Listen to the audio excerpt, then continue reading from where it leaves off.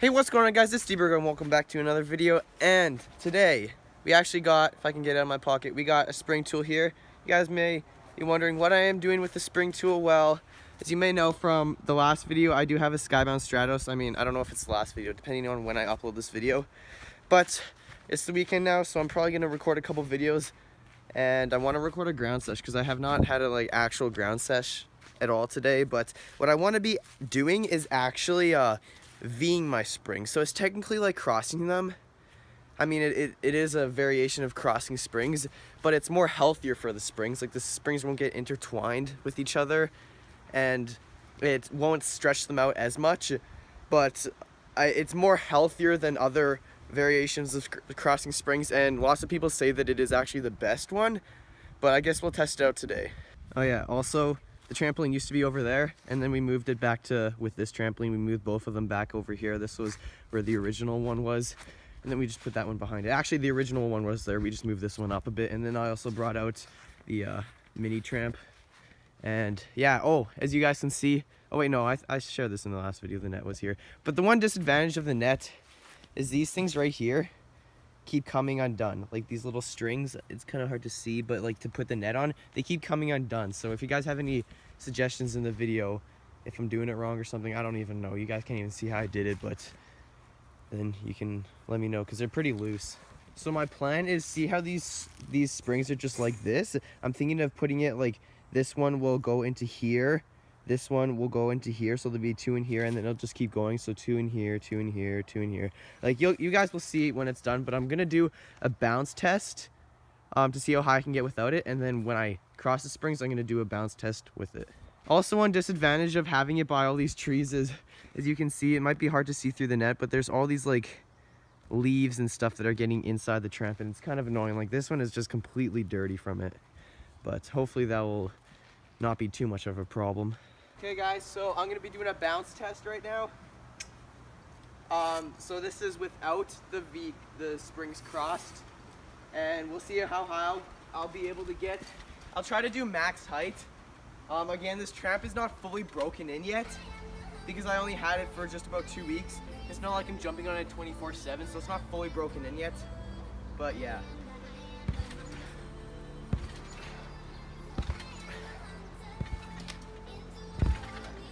So that's about max height I can get really right now without any warm-up. I'm also pretty tired, so but I'm not gonna use that as an excuse today. So that was no warm-up, first time on the tramp today. Well, I have to walk carefully because the tripod that I'm using is on the tramp. So, I mean, if I do this, then it'll move you guys quite a bit. But sorry about that. I was jumping almost 6 feet high, if not 6 feet. Pretty close at least. My feet were almost at the net level, so hopefully crossing the springs will help with the height, and hopefully it won't wreck the springs. But if you actually like cross them like this, because we're just V'ing it, but if you cross it like that, that could potentially wreck the springs, so I would not recommend that. Plus, people have said that this is better, but also I heard people say that it's super hard to do, so I mean, I guess I'll start the time lapse. Oh yeah guys, also I think my prediction is it's gonna be tighter, but I think it will be a tiny bit bouncier. So that's my prediction. Now let's get on with the time lapse.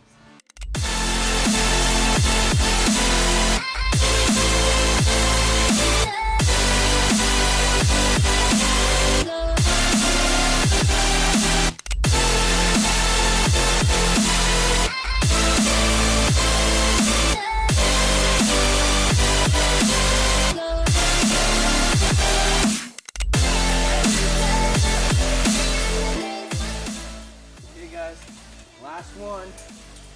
Here you go. There. They're all crossed, or V'd, whatever you want to call it. That was actually kind of difficult.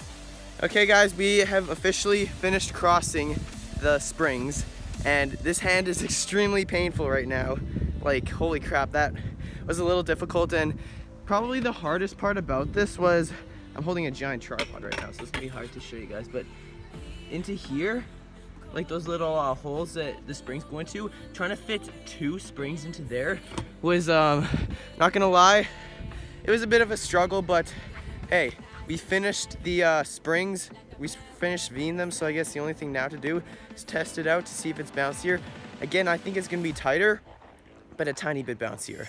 So I guess let's go test it out. I'm pretty excited. Hopefully you guys are too. Okay, yeah, it's definitely tighter, but here we go. Oh yeah, it's bouncier.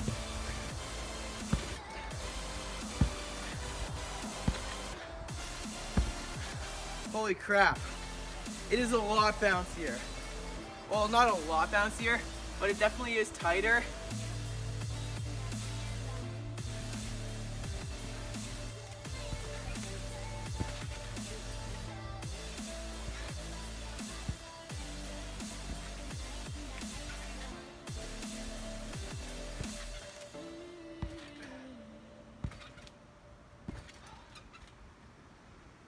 Holy crap, is it ever hot out here. But I'm too tired to land double front today. I mean, haven't really landed in a while, except for yesterday on Cole's tramp, which I was really wanting to do triple front, but I didn't get to it. But I did double Cody, NDB, NTP, NTB, that's what I meant to say, no tower bounce. But yeah, I'm super happy about that. I didn't land it, but I mean, that'll eventually come on this tramp. Okay guys, here's a quick little look of all the V'd or cross springs, whatever you want to call them.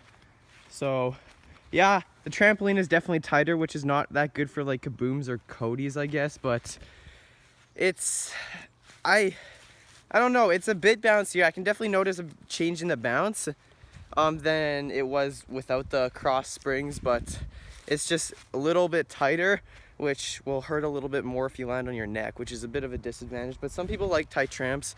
I personally like how it was before. I like how tight the Acon is. That's a nice tightness. It's really loose, or it's not really tight, but it's not really loose either, which is nice. But I mean, if you like tight trampolines, and this is a good one with the cross springs. I mean, it's not as tight as the warmer tramp over there, but it's getting there. But I mean, it's quite a bit bouncier, which is nice, and you guys saw it in the bounce test earlier. I think I went just even with the net, or maybe just a little bit above, but of course this one's closer, so it didn't look like it went above this one, but that one I'm pretty sure I did. And with the use of the tool spring, I mean, that really helped, or the spring tool, not the tool spring, but trying to get them into these little holes right here was a bit of a challenge. Like, you can see that it was a bit of a challenge. Also guys, tell me below if you want me to try to attempt to cross these springs. They're super small, they're like 4 inches, but I mean, I could attempt to cross them or V them, but let me know down in the comments below if you want to see that in a future video. Anyway guys, I'm gonna end off the video here. Hopefully you guys did enjoy it, and make sure to slap that like button and also subscribe if you're new, and tell me down in the comments below if this video helped you and if you tried crossing the springs and if it was bouncier for you, if you liked it or not. I do not recommend though the crossing it like the X crossing, so like one goes this way, the other goes over top of it or under it, because they can intertwine with each other. But that does make it a little bouncier also. I don't know if it makes it as bouncy as this, I'm not sure, but I don't really recommend it because it's easier to break your springs. But anyway, again, hopefully you guys did enjoy this video, and also slap that like button and subscribe if you're new, and I will see you guys in the next video. Peace. It ain't my fault.